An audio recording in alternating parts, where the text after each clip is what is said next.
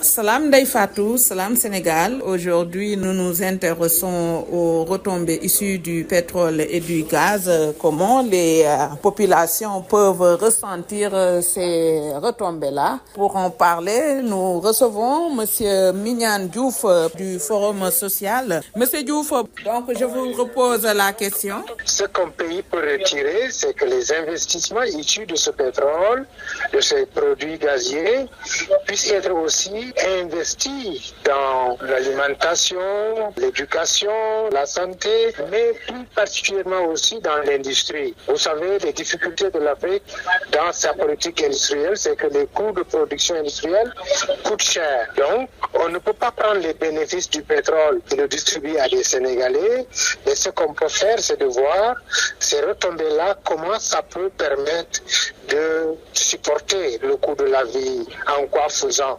Par exemple, l'électricité peut devenir beaucoup moins chère et cela aussi donc peut être valable dans d'autres secteurs comme les petites et moyennes entreprises qui utilisent aussi du courant pour transformer, pour commercialiser.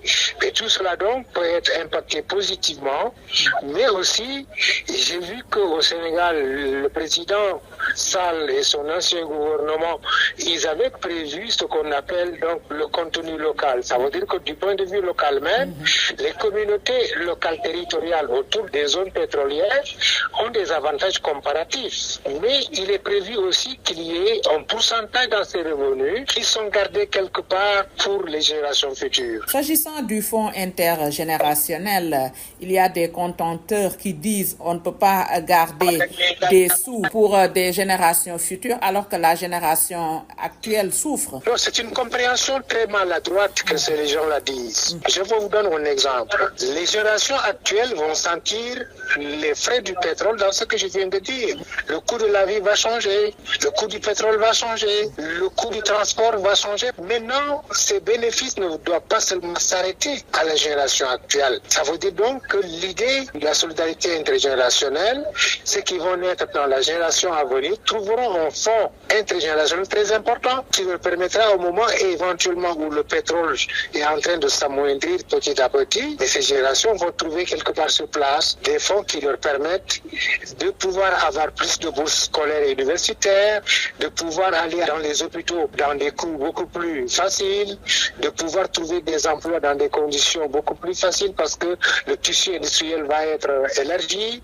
L'exemple que je vous donne, c'est au niveau de la Libye du temps de Kadhafi. Kadhafi avait ce fonds-là. Ce fonds avait permis à la Libye à ce que tous ceux qui veulent aller étudier, dont les parents n'ont pas le coût de la bourse, ont obtenu la bourse à partir de ces fonds intergénérationnels. Ceux qui voulaient se marier et qui n'avaient pas de l'emploi ou des revenus constants, ce fonds leur prêtait de l'argent pour aller se marier, aller construire une maison. Et quand ils auront fini de construire, ils sont mariés, mais ces fonds étaient remboursés à un taux de pourcentage nul. Mignane Diouf, je vous remercie. Ndeye Fatou, c'était tout pour la rubrique Oil and Gaz. Je vous donne rendez-vous la semaine prochaine.